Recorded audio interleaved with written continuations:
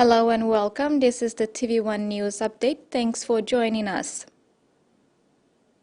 Gulf province leaders are not happy with the ministerial determination for the Papua LNG landowners and are demanding a fair process.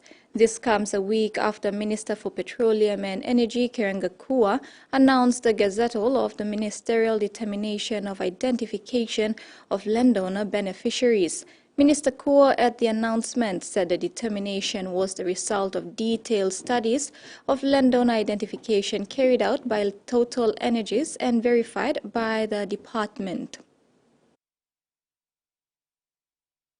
In a statement, Gulf Province Governor Sir Chris Haiveta, Member for Kikori Open and Minister for Provincial and Local Level Government Soro Yoe, and Member for Kerema, who is also the Vice Minister for Petroleum and Energy Thomas Opa, condemned the manner in which the ministerial determination for the Papua LNG project was made.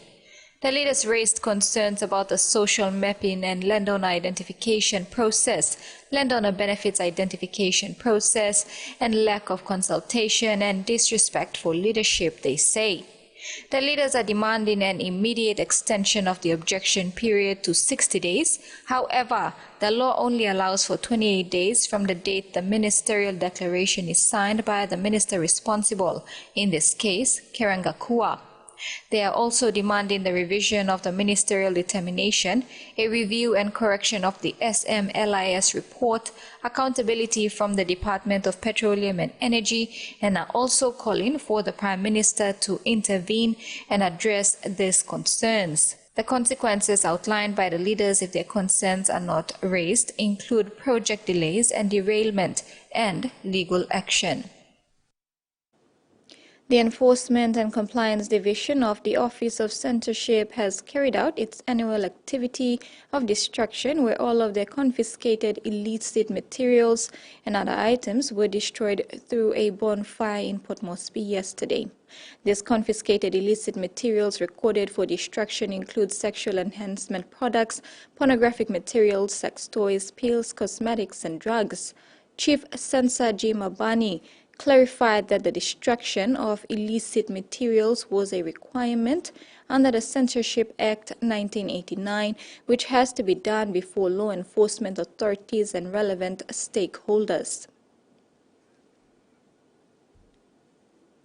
Commander of the U.S. Transportation Command, Air Force General Jacqueline Van Vost has recognized Papua New Guinea Defense Forces' advancements in gender inclusivity within its ranks, underscoring the country's emergence as a regional beacon for women's peace and security. This acknowledgement was made recently during her Indo-Pacific tour. U.S. Transportation Command Commander Air Force General Jacqueline Van Vost engaged with senior Papua New Guinea Defense Force leaders to further action on the U.S. PNG Defense Cooperation Agreement and celebrated the island's commitment to readiness and regional stability. Van Vost says the dialogue with PNG's gender focal points and advisors in uniform was truly inspiring, stating that they are trailblazers who exemplify the united effort to build a more inclusive and empowered defense force.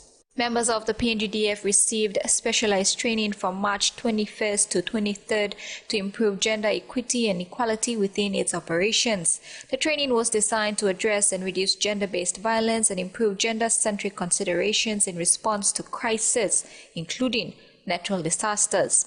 The course included participants from a variety of PNGDF carrier fields, such as military police, engineering, chaplains, and medical and health services. During the training, 30 PNGDF officers comprised of both men and women learned how to integrate gender considerations effectively into military planning and operations, especially in response to natural disasters. SP Brewery has announced its winner for the Momase region for its National Consumer Promotion Draw in Leh yesterday. Malam George from Kobiak village in the Wahawaria district is the winner for the Momase region. This is the second major draw following the launch on Tuesday at the SP Brewery head office in Port Moresby. Region 167,649 entries were collected in a major SP Lager National Coaster promo. From these, only one had to be the winner, and Malam George was the lucky one. This is the second draw under the National Consumer Promotion, and the winners will walk away with a Toyota 25-seater coaster bus. We will remember participating in the SP promotion. Congratulations, Malam. This is Ray Wilson from SP Brewery. I'm just trying to let you know that you're the lucky winner of the coaster bus in Momasi.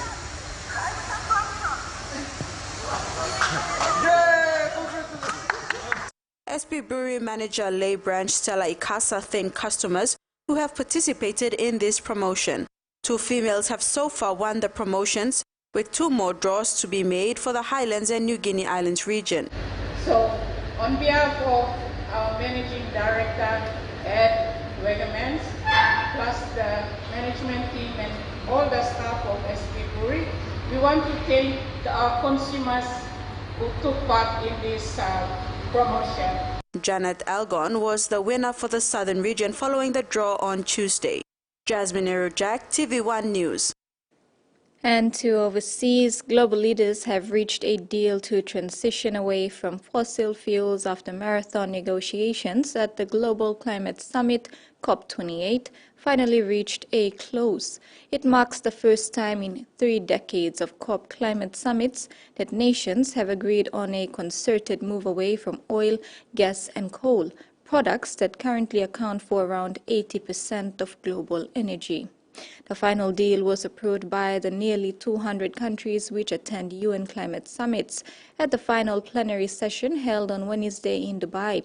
But it stopped short of calling for the phase-out or phase-down of fossil fuels that many countries, especially small island states, have been calling for. Police in Tasmania have seized drugs estimated to be worth $4.6 million after intercepting a boat in a remote area in the state's northwest. 2 men have been charged with trafficking 4 kilograms of cocaine and 3 kilograms of methamphetamine. From ending up on Tasmanian streets in the state's largest ever cocaine and ice bust. The drugs equate to around 4,000 individual deals of cocaine and around 30,000 individual deals of methamphetamine. Police also seized a .22 pistol and ammunition. They estimate the drugs, which weigh 7 kilograms in total, have a street value of around $4.6 million.